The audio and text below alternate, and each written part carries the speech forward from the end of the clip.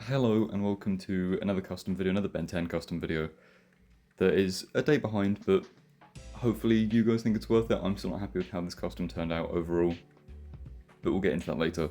I'll point out the mistakes I make as we go. But first things first, taking him apart, I need to try and take away all of this detail on his body.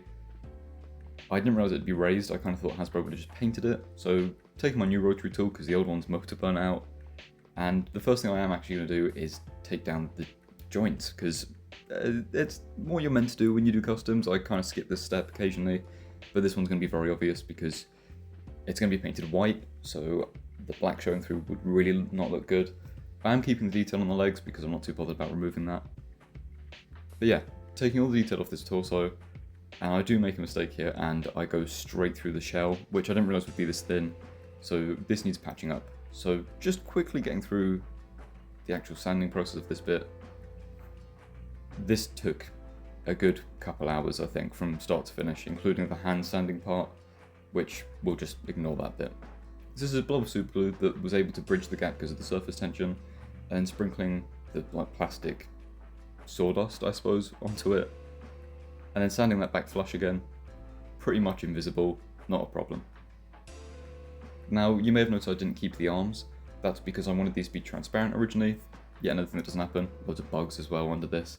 So we're taking Ezra Miller's tomb, if you remember it from a video I did a little while ago on the Final Swing Spider-Man.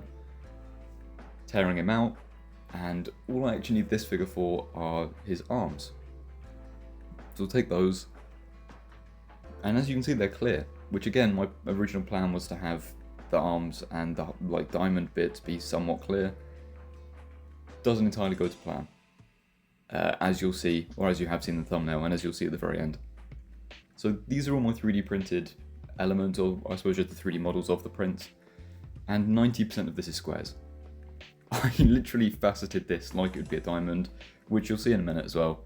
So the only bits that aren't actually squares are like the eyes and the holes and the shards that stick off one of his hands. So let me just show you the amount of squares that make up each of these models. Yeah, this is how I got the correct angles and how I got the look for him. It is just a ton of squares at different angles, cutting into another square. This is essentially what these models are. This was draining. This entire process was draining. And then obviously it's quite big, so it wouldn't fit on my normal printer. So thank you so much to Elegoo for sending me this Mars 4 Max. This is the only way I was able to get this print done reasonably. You can see it takes up the entire build volume, and then for the longer ones, I still have to go and put them on a separate print. But now onto the painting. Masking off, because again he's got the weird like half white, half black thing to his costume. And there's just white primer, which I'll give a matte coat afterwards. And now for the 3D prints, which you can see here, I'm giving them a clear coat, and what this does is it kind of reduces the layer lines enough so that it makes it a much smoother finish. And you can see just how much more clear it goes with a little clear coat on it. Now here is the paint mix. I'll show you the paints I used to make this colour in a minute. It looks a lot more saturated on the video than it really is. In person, it's much more of like a pale blue. It's really not as like in-your-face blue as this looks. Also, champagne bottle.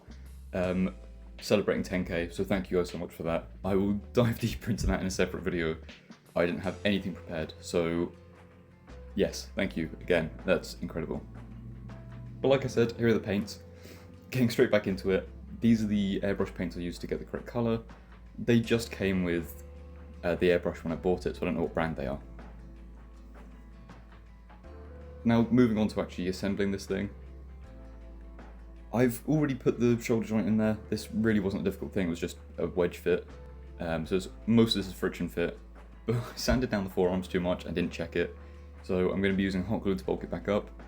Again, this was just like multiple inconveniences where normally I get one or two in doing a custom. This was like every inconvenience that could have happened did happen.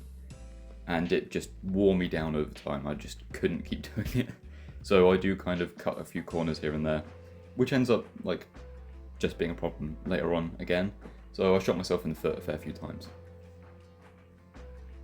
Getting the big boy back in. You can see me sizing up where the arm should be without the shoulder pads on, which is very stupid.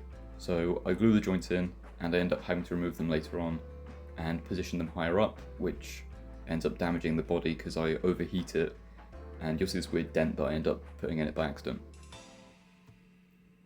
But I also didn't account for the fact that there was a square top in this, not a rounded one, so I had to sand down a whole load of material, and again, minor inconvenience, but this is the bit I used to actually get the prongs into the shoulder joint there so that this could lock on. But here he is with practically finished, and you know what, he doesn't look so bad. It's warming on me the more I try and record the audio for this video.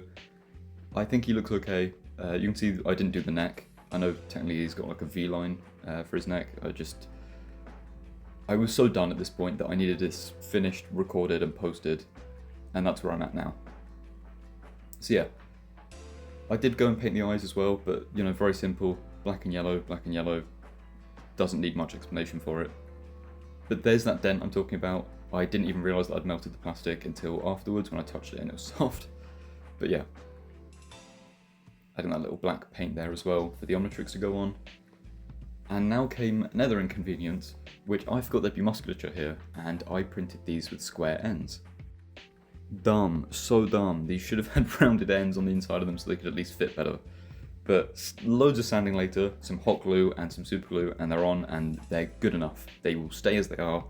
They're janky, but they're fine. The Omnitrix has the same problem, so I had to go and take a rotary bit, a very rounded rotary bit luckily, mildly actually too rounded for what this was worth, but it did the job. Took enough of the material out that it could sit fairly flush on the pec. And I'm not messing about with using my finger for this one, so there's a bit of blue tack at the end of a paintbrush.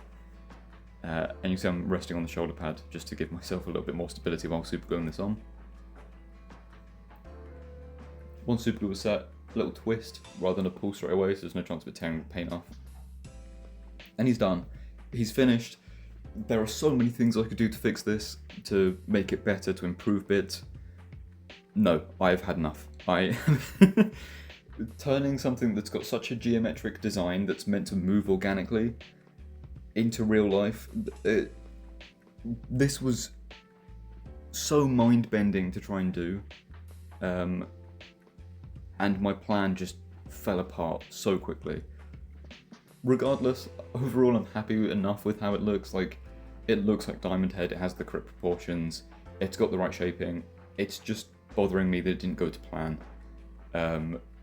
Because normally they go relatively well to plan. But yeah, here is, let me know what you think. There is a lot of corners that I cut here. Like I didn't sand enough. You can see areas where the support material wasn't removed properly. It's janky, but I'm happy with it. And I was not going to let that fall over and break. There was no hope in hell I was letting that damage itself. But just to kind of show you what the actual colour does look like. I've got some photos with a black background, which for whatever reason corrected my camera issues. And it's still not ideal, it is a little bit more pale than this. But anyway, thank you so much for watching, let me know what you think. I am done.